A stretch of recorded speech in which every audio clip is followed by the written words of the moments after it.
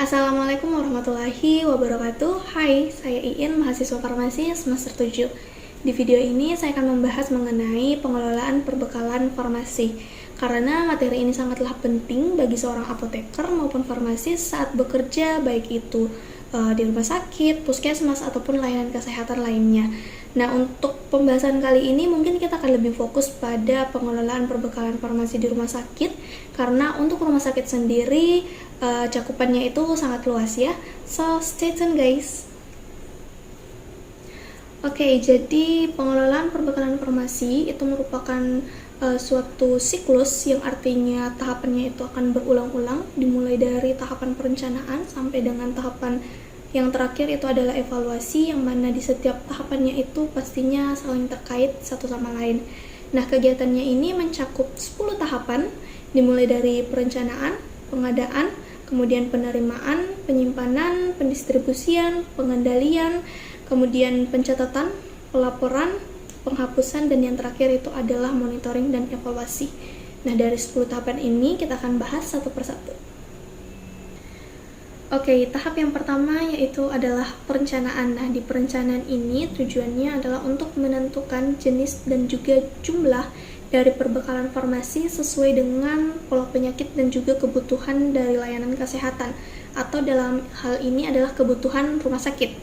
Nah, untuk tahapan perencanaan sendiri ini ada lagi beberapa tahapan-tahapannya. Yang pertama yaitu pemilihan, yang kedua itu adalah kompilasi penggunaan, yang ketiga ada perhitungan kebutuhan, dan yang keempat ada evaluasi perencanaan.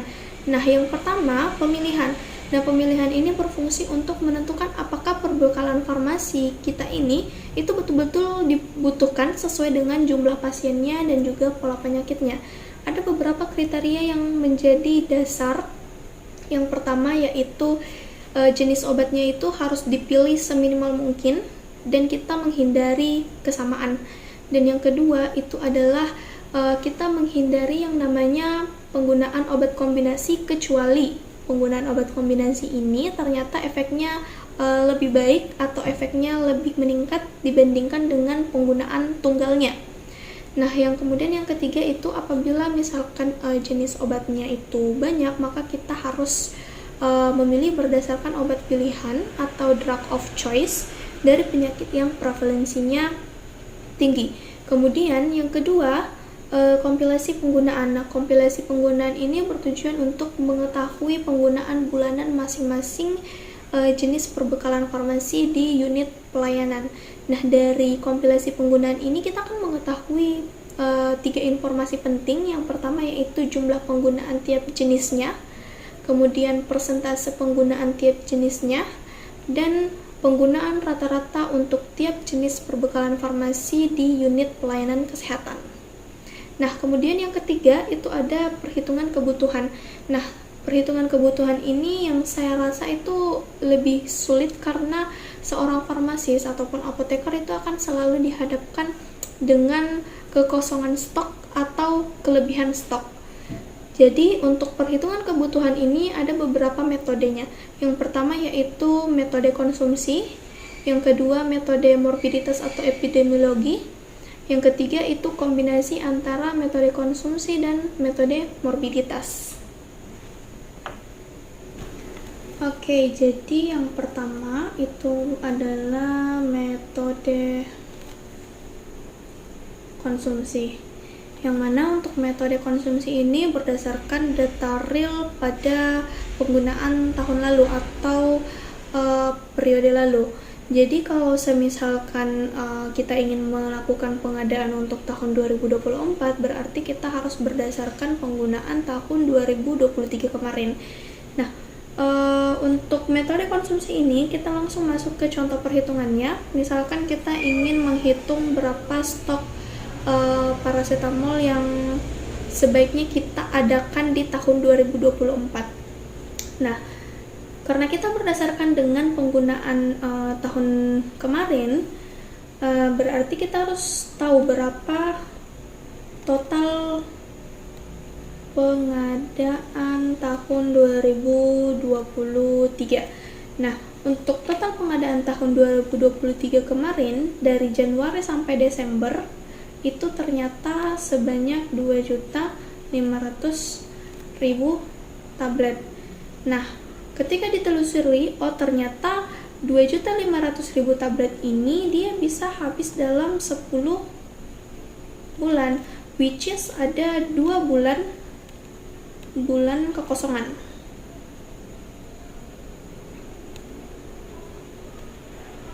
Kekosongan stok selama 22 bulan. Nah, artinya pada 31 Desember 2023 itu stoknya 0 tablet. Nah, untuk pengadaan tahun 2024 untuk menghindari hal yang sama, maka kita harus menghitung menggunakan metode konsumsi ini. Nah, untuk perhitungannya, yang pertama itu kita harus tahu pemakaian rata-rata per bulan. Nah, karena di sini 2.500.000 tablet dia habis dalam 10 bulan, artinya 2.500.000 tablet ini dibagi 10 bulan. Kemudian akan kita dapatkan 250.000 tablet. Nah, lanjut lagi, kita harus mengetahui kalau untuk 12 bulan itu kita butuhkan berapa. Ini untuk kebutuhan 12 bulan. Nah, ini adalah penggunaan 1 bulan, berarti 250.000 tablet dikalikan dengan 12 bulan akan kita dapatkan 3 juta tablet.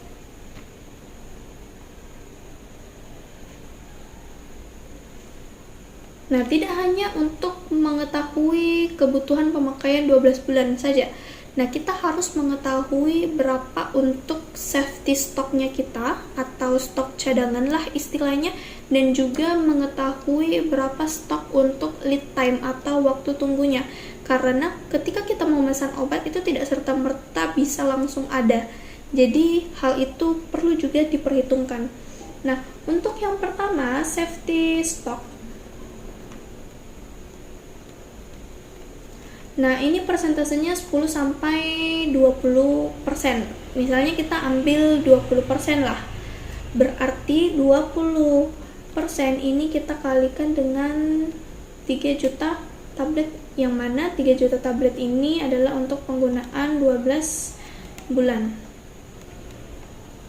Artinya akan kita dapatkan 600.000 tablet. Nah, kemudian kita menghitung untuk lead time atau waktu tunggu yang biasanya mungkin 3 bulan.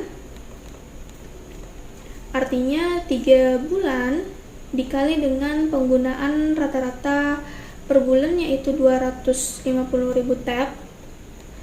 250.000 tab berarti kita dapatkan 750.000 tab. Jadi berapa total yang perlu kita adakan? Di sini kita harus menghitung kebutuhan 12 bulan, artinya itu B ditambah dengan safety stoknya ditambah dengan lead time-nya. Berarti 3 juta tab ditambah dengan safety stoknya itu 600.000 tab ditambah dengan lead time-nya itu 750.000 tab, maka akan didapatkan 4.350.000 tab. Nah, inilah yang menjadi stok untuk pengadaan di tahun 2024. Nah, kalau 4.350.000 tab ini berarti kalau dalam satu box itu ada 1.000 tablet, berarti kita membutuhkan 430 box, yang mana setiap satu boxnya itu terdiri dari 1.000 tab. Nah, ini untuk metode konsumsi. Kemudian metode yang kedua yaitu metode morbiditas.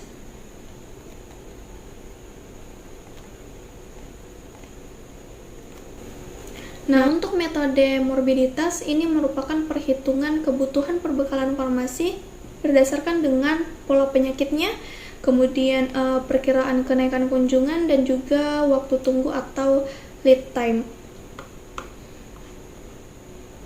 Kita langsung masuk ke contoh perhitungannya.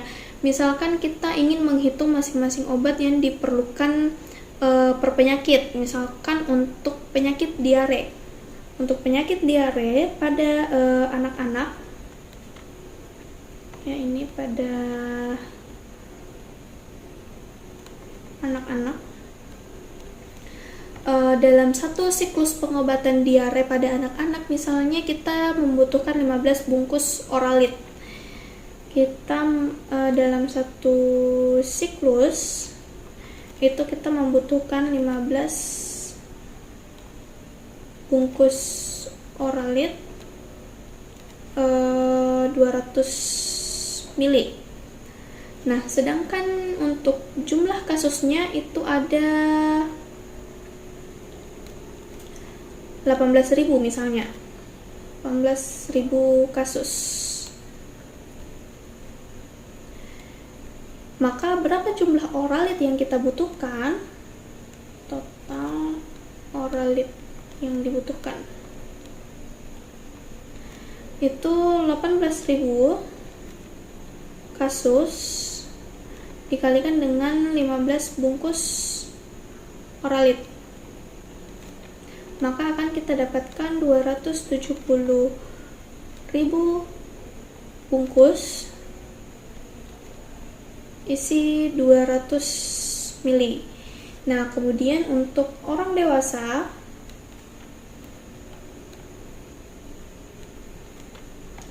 dalam satu siklusnya itu membutuhkan 6 bungkus Oralid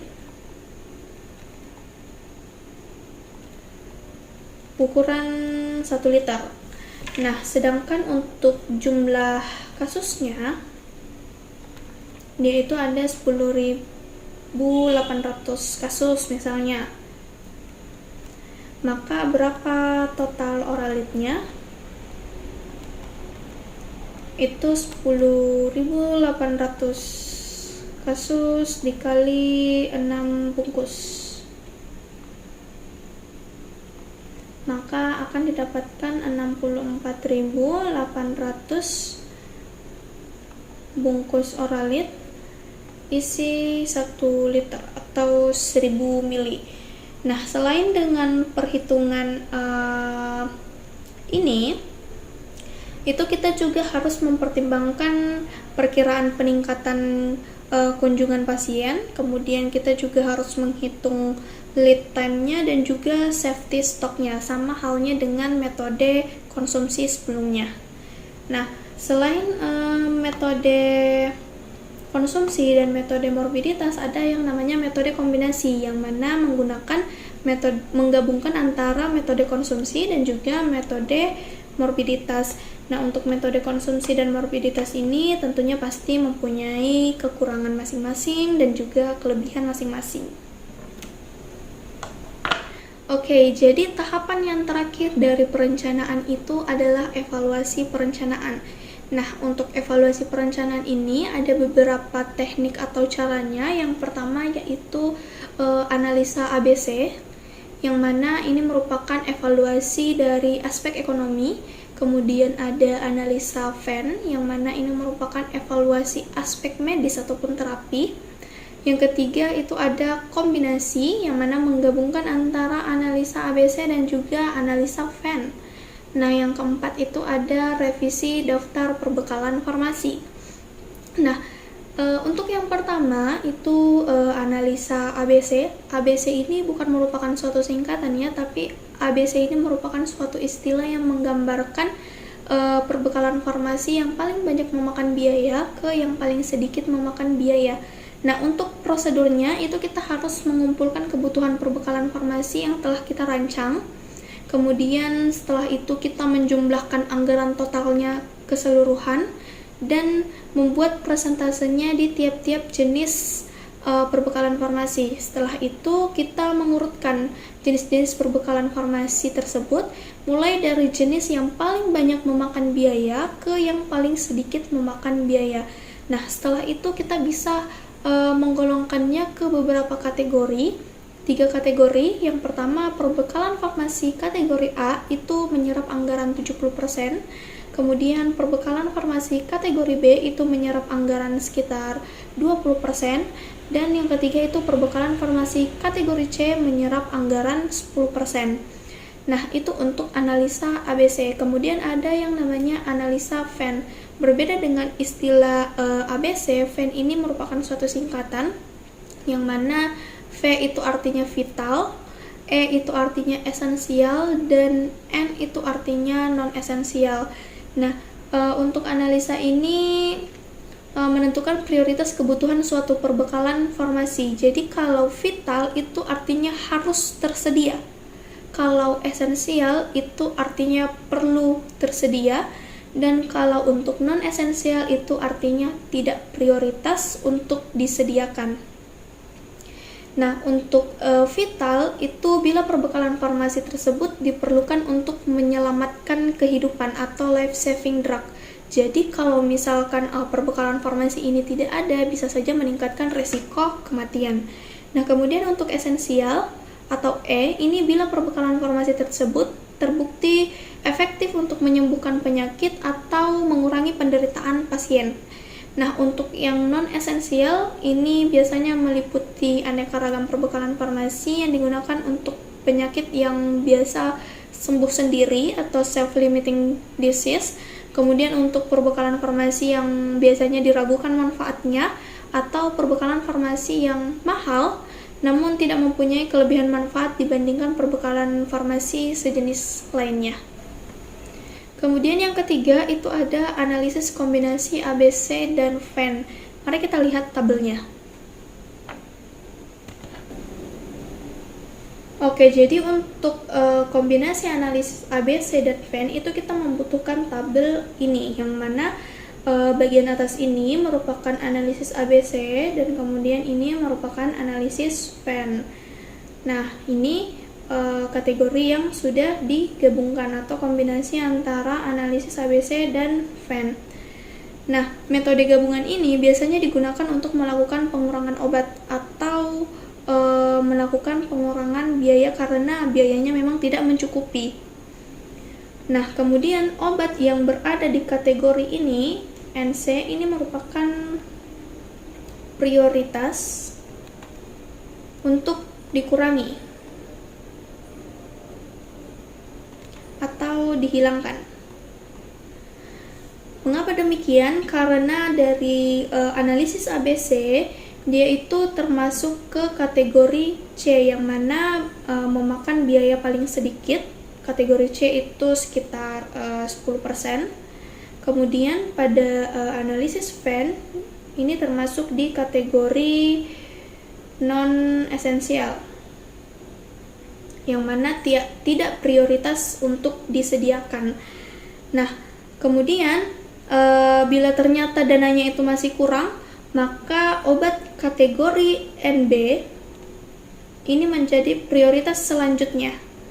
Nah, kalau ternyata masih kurang lagi, maka selanjutnya itu adalah kategori NA. Nah, kalau ternyata memang masih kurang lagi dari segi dana ataupun biaya, obat pada kriteria selanjutnya itu adalah EC, kemudian EB, EA, dan begitu juga untuk seterusnya. Jadi untuk polanya itu seperti ini. Dari kategori NC ke kategori NA, kemudian EC ke EA, lalu VC ke VA. Nah, kemudian yang keempat itu adalah revisi daftar perencanaan, yang mana hal ini dilakukan apabila ternyata analisis ABC dan analisis Venn itu terlalu sulit untuk dilakukan. Maka kita harus melakukan tindak cepat atau evaluasi cepat rapid evaluation, yang mana kita langsung mengeluarkan atau menghilangkan perbekalan farmasi atau nama dagang perbekalan farmasi yang memang bisa untuk kita keluarkan dari daftar perencanaan kita. Nah, manfaatnya tidak hanya dari segi ekonomi ataupun medis, tetapi juga dapat berdampak positif pada beban penanganan stok. Oke, tahapan yang kedua untuk pengelolaan perbekalan farmasi itu adalah pengadaan. Nah, pengadaan ini merupakan suatu kegiatan untuk merealisasikan kebutuhan yang telah dirancang dan disetujui sebelumnya. Nah, untuk pengadaan ini itu bisa melalui 3. Yang pertama bisa melalui pembelian, yang kedua bisa melalui produksi sediaan farmasi, dan yang ketiga itu bisa melalui sumbangan, hibah, ataupun dropping dari pihak lain.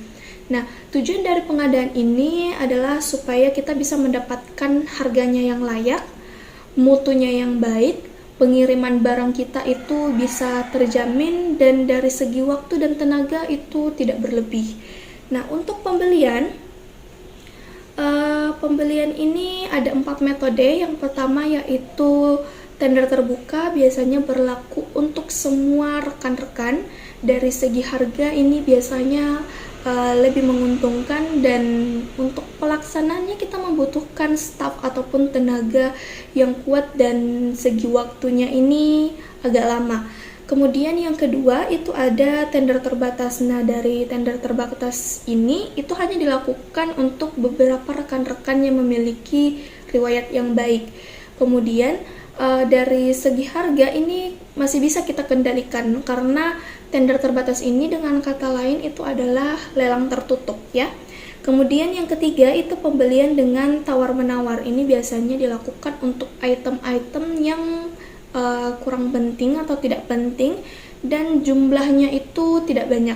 Kemudian ada yang pembelian langsung. Nah, pembelian langsung ini biasanya untuk item-item yang perlu segera tersedia, namun dari segi jumlah ini biasanya jumlahnya sedikit dan harganya itu tertentu, biasa relatif agak mahal.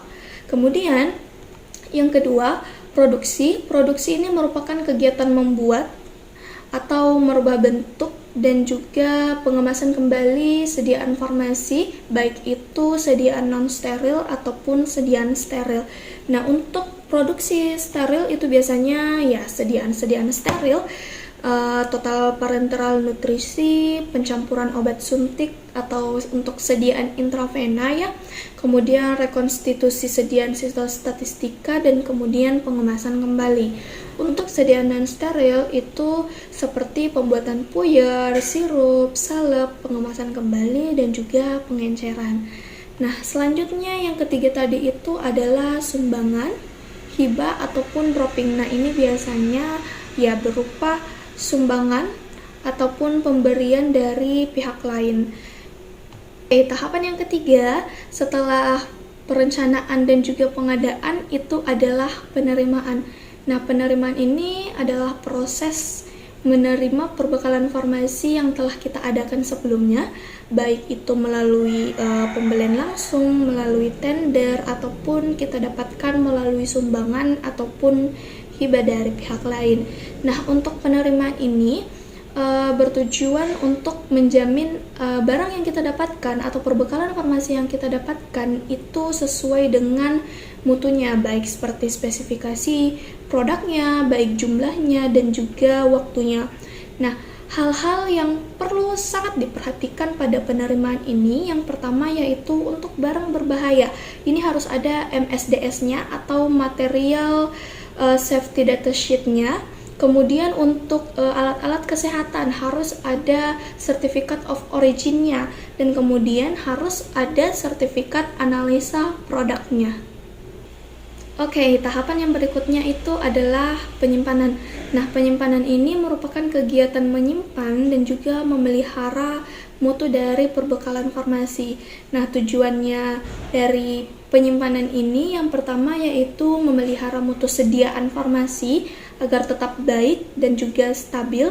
Kemudian yang kedua itu menghindari adanya penggunaan yang tidak bertanggung jawab. Yang ketiga, menjaga ketersediaan agar stoknya tetap optimal. dan yang keempat yaitu memudahkan pencarian dan pengawasan.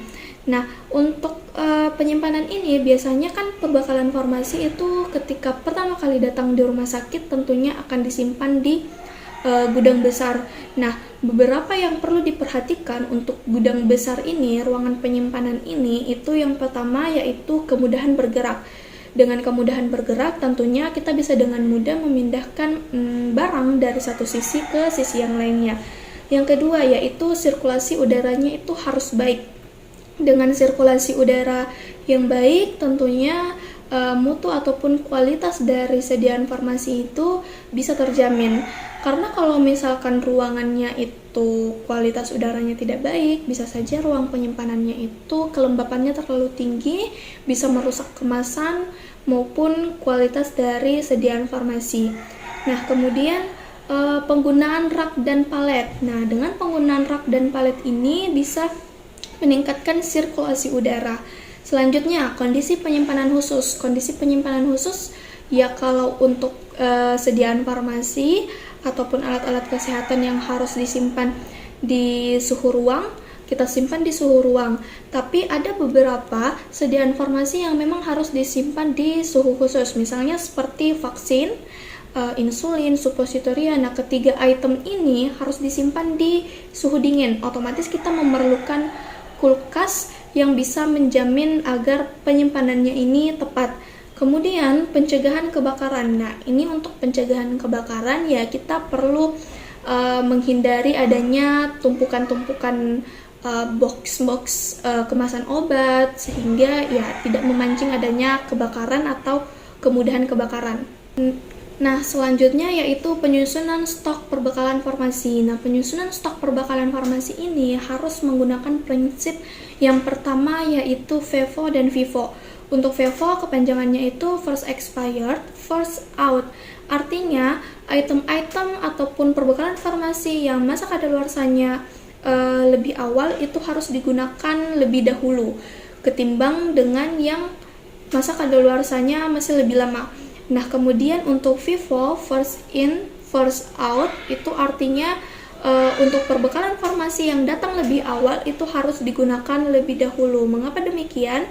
Karena perbekalan farmasi yang biasanya datang lebih dahulu itu artinya perbekalan farmasi tersebut juga diproduksi lebih dahulu, yang mana masa kadaluarsanya pasti lebih awal dibandingkan dengan perbekalan farmasi yang datang berikutnya.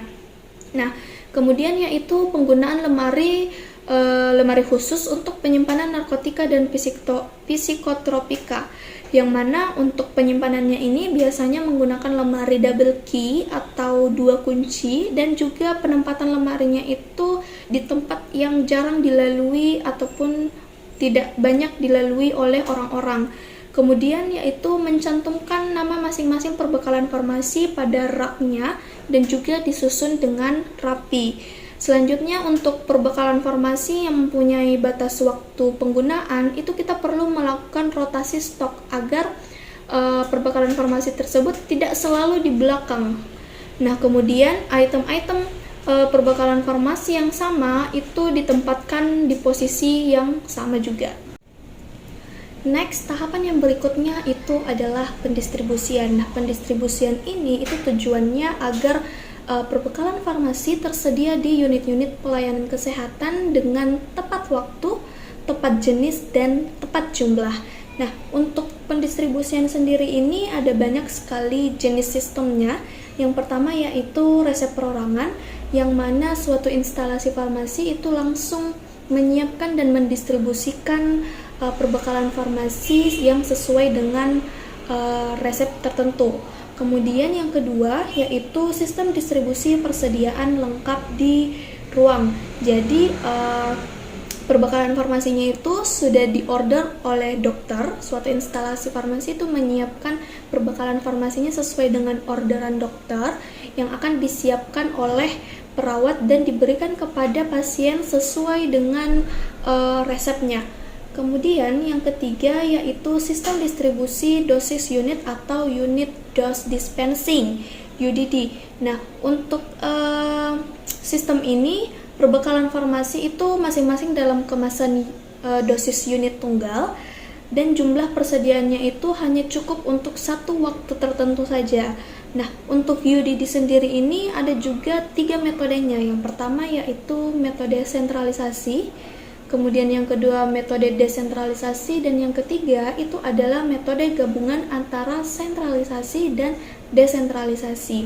Nah, selanjutnya yaitu sistem distribusi kombinasi. Nah, untuk sistem ini itu menerapkan sistem distribusi resep individual sentralisasi dan juga menerapkan distribusi persediaan di ruang yang terbatas. Okay, next yaitu pengendalian. Nah, pengendalian ini berfungsi untuk menghindari adanya kekosongan stok ataupun kelebihan stok perbekalan farmasi di unit pelayanan kesehatan. Nah, ada beberapa hal yang perlu diperhatikan untuk pengendalian ini. Yang pertama yaitu rekaman pemberian obat. Nah, pada rekaman pemberian obat ini biasanya menggunakan formulir yang mana petugas yang bertugas itu harus langsung melakukan pencatatan pada formulir mengenai pemberian obat sesuai dengan waktu dan aturannya. Kemudian yang kedua yaitu pengembalian obat yang tidak digunakan. Jadi untuk obat-obat yang tidak digunakan itu harus dikembalikan ke instalasi farmasi rumah sakit dengan syarat obat tersebut masih dalam keadaan tersegel kemasannya. Nah, kemudian yang ketiga yaitu pengendalian obat dalam ruang bedah dan ruang pemulihan. Jadi pada ruang ini juga harus ada pengendalian. Jadi apoteker itu harus memastikan bahwa perbekalan farmasi yang sampai di ruang tersebut itu harus tepat order, disiapkan, disimpan, dan dipertanggungjawabkan. Oke, dalam pengendalian perbekalan farmasi itu biasanya meliputi kegiatan yang pertama menghitung ataupun menentukan rata-rata pemakaian dalam suatu periode tertentu. Nah, ini biasanya disebut sebagai stok kerja. Dan kemudian yang kedua yaitu menentukan stok optimum. Nah, adapun untuk penentuan stok optimum sendiri itu ada perhitungannya. Oke, jadi untuk menghitung stok optimum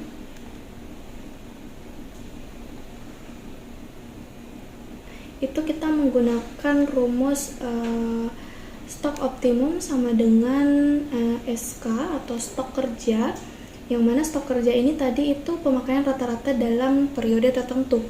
Nah, kemudian stok kerja ini kita tambahkan dengan stok waktu kosong, yang mana stok waktu kosong ini merupakan jumlah yang dibutuhkan pada waktu kekosongan obat.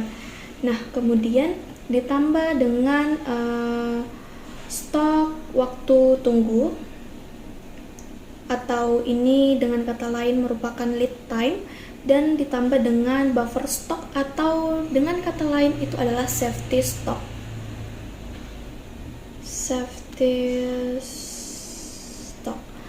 Nah, setelah mendapatkan data-data misalkan stok kerjanya berapa, kemudian stok waktu kosongnya berapa, dan stok waktu tunggunya berapa, safety stoknya berapa, ini akan tinggal kita jumlahkan saja. Nah, selain dengan dua hal tersebut, di dalam suatu pengendalian itu juga meliputi yang namanya pencatatan, yang mana pencatatan ini bertujuan untuk mencatat perbekalan farmasi baik yang masuk ataupun yang keluar dari suatu unit pelayanan kesehatan. Oke, berikutnya itu adalah penghapusan. Nah, penghapusan ini merupakan kegiatan penyelesaian perbekalan farmasi yang tidak lagi digunakan, baik itu karena perbekalan farmasinya sudah kadaluarsa, rusak, mutunya sudah tidak sesuai dengan standar, dengan cara kita membuat usulan terhadap pihak terkait untuk dilakukan penghapusan. Nah, penghapusan ini bertujuan untuk menjamin perbekalan farmasi tersebut itu tetap dikelola sesuai dengan standar yang berlaku. Nah, kemudian dengan adanya penghapusan ini akan mengurangi beban penyimpanan pastinya dan mencegah adanya penggunaan sediaan atau obat-obatan yang substandar. Next, yang berikutnya ada pencatatan dan pelaporan. Nah, yang pertama, pencatatan. Pencatatan ini merupakan kegiatan yang bertujuan untuk memonitoring transaksi perbekalan farmasi, baik itu yang masuk ataupun yang keluar dari lingkungan instalasi farmasi rumah sakit. Nah, pencatatan ini biasanya kita menggunakan sebuah kartu yang dinamakan dengan kartu stok dan kartu stok induk. Nah, untuk kartu stok ini, dia itu berfungsi untuk mencatat mutasi perbekalan farmasi, baik itu penerimaannya, pengeluarannya, hilang, rusak, ataupun kadaluarsa. Nah, tiap lembar kartu stok ini hanya diperuntukkan untuk mutasi satu jenis perbekalan farmasi dari satu sumber anggaran. Kemudian kartu stok ini bisa kita gunakan untuk pelaporan nantinya dan juga untuk perencanaan pengadaan distribusi serta sebagai pembanding kondisi fisik dari perbekalan farmasi di tempat penyimpanan. Kemudian untuk pelaporan, pelaporan ini merupakan kumpulan catatan dan pendataan dari kegiatan administrasi perbekalan farmasi. Nah, tujuan dari pelaporan ini kita jadi punya informasi dan data yang akurat untuk bahan evaluasi nantinya. Kemudian kita jadi punya arsip yang bisa memudahkan dalam penelusuran dan pelaporan. Dan yang ketiga yaitu kita mendapatkan data yang lengkap yang bisa kita gunakan untuk perancangan pada periode berikutnya nanti. The last step di pengelolaan perbekalan farmasi ini adalah monitoring dan evaluasi, yang mana monitoring dan evaluasi ini bertujuan untuk meningkatkan produktivitas para petugas pengelola perbekalan farmasi yang ada di rumah sakit sehingga kinerjanya itu dan produktivitasnya itu dapat meningkat secara optimum. Nah, ada beberapa indikator yang digunakan dalam monitoring dan evaluasi ini atau MONEV ini. Nah, indikator yang pertama yaitu alokasi dana pengadaan obat, yang mana dana pengadaan obat ini adalah besarnya dana pengadaan obat yang disediakan atau dialokasikan oleh pihak rumah sakit untuk memenuhi kebutuhan obat di pelayanan kesehatan rumah sakit tersebut. Nah, ini merupakan rumus ataupun perhitungan yang dapat digunakan dalam indikator ini. Nah, adapun rumusnya yaitu kesesuaian dana pengadaan obat itu sama dengan total dana pengadaan obat di rumah sakit per total kebutuhan dana pengadaan obat dikali 100%. Jadi, semisal total dana pengadaannya itu 125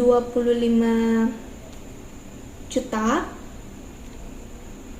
kemudian total kebutuhan dana pengadaan obat itu sebesar 135 juta. Nah, ini tinggal kita hitung dikali 100%, maka akan kita dapatkan kesesuaian dana pengadaan obat itu sebesar 92,5%. Nah, untuk angka ideal dari indikator ini, dana pengadaan obat yang disediakan itu sesuai dengan kebutuhan yang sebenarnya. Nah, lanjut ke indikator yang kedua yaitu biaya obat per kunjungan kasus pasien, yang mana ini merupakan besaran dana yang tersedia untuk setiap kunjungan pasien. Nah, adapun untuk perhitungannya kita menggunakan rumus ini, yang mana biaya obat per kunjungan kasus sama dengan total dana pengadaan obat per jumlah kunjungan kasus dikali rupiahnya. Misalkan besaran total dana pengadaannya itu 800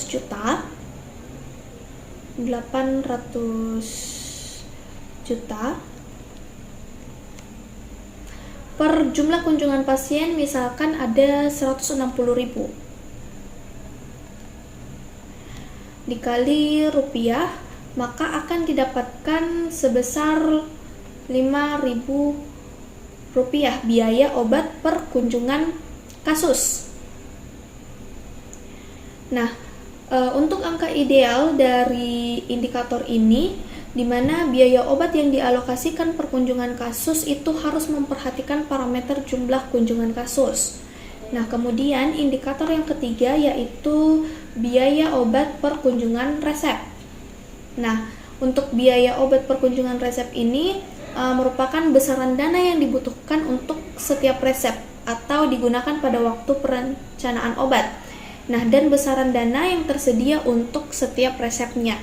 Nah, Adapun rumusnya yang digunakan untuk menghitung biaya obat per resep adalah ini, yang mana biaya obat per resep itu sama dengan total dana pemakaian obat tahun lalu per jumlah resep dikali rupiah.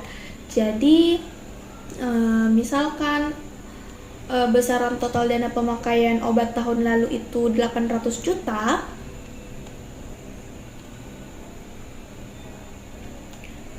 kemudian jumlah resep yang masuk itu 160.000 resep dikalikan dengan rupiah, maka akan didapatkan 5.000 rupiah biaya obat per resep, yang mana angka idealnya ini besarnya dana yang disediakan harus memasukkan parameter jumlah resep. Nah, kemudian yang keempat yaitu indikator ketepatan perencanaan. Nah, untuk indikator ini itu perencanaan kebutuhan nyata obat untuk rumah sakit itu dibagi dengan pemakaian obat per tahunnya. Nah, kita bisa menghitungnya dengan menggunakan rumus ini, yang mana ketepatan perencanaan obat sama dengan kuantum obat yang direncanakan per jumlah pemakaian obat dalam 1 tahun dikali 100%. Jadi misalkan jumlah obat A yang direncanakan dalam 1 tahun itu 450.000.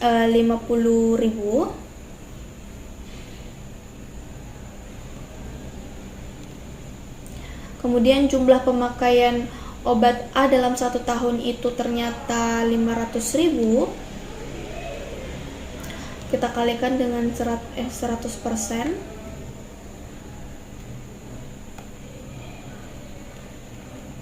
Maka akan kita dapatkan 90% ketepatan perencanaan obatnya.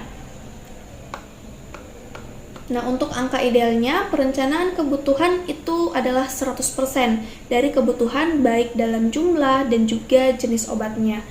Nah, indikator yang kelima yaitu persentase dan nilai obat rusak. Nah, untuk indikator ini, jumlah jenis obat yang rusak dibagi dengan total jenis obat. Pertama, untuk persentasenya, kita bisa hitung menggunakan rumus ini, yang mana persentase obat rusak itu sama dengan total jenis obat yang rusak per total jenis obat yang tersedia dikali 100%. Misalkan jenis obat yang tersedia itu ada 100,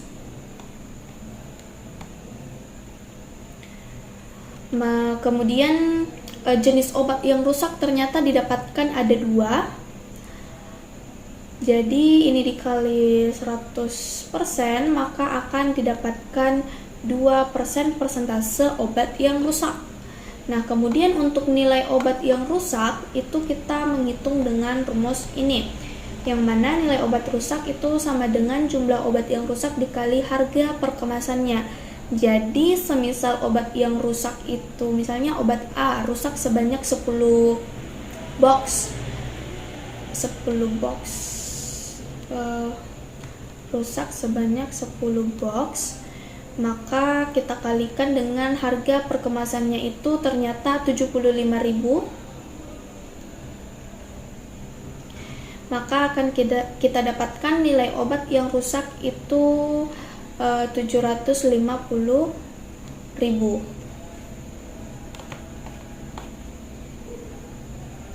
Nah, angka ideal dari persentase ini, persentase nilai obat rusak dan kadaluarsa itu harus 0% ya sebaiknya.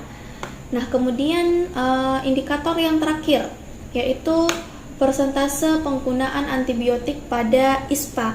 Nah, penggunaan antibiotik pada ISPA non pneumonia itu merupakan penggunaan obat yang tidak rasional karena tidak sesuai dengan pedoman pengobatan yang ada. Nah, untuk itu indikator ini kita gunakan untuk melihat bagaimana tingkat penggunaan obat yang rasional di rumah sakit tersebut. Nah, adapun perhitungannya itu bisa menggunakan rumus yang ini, yang mana persentase penggunaan antibiotik ISPA itu sama dengan jumlah resep ISPA yang digunakan antibiotik di RS per jumlah seluruh resep ISPA dikali 100%. Jadi semisal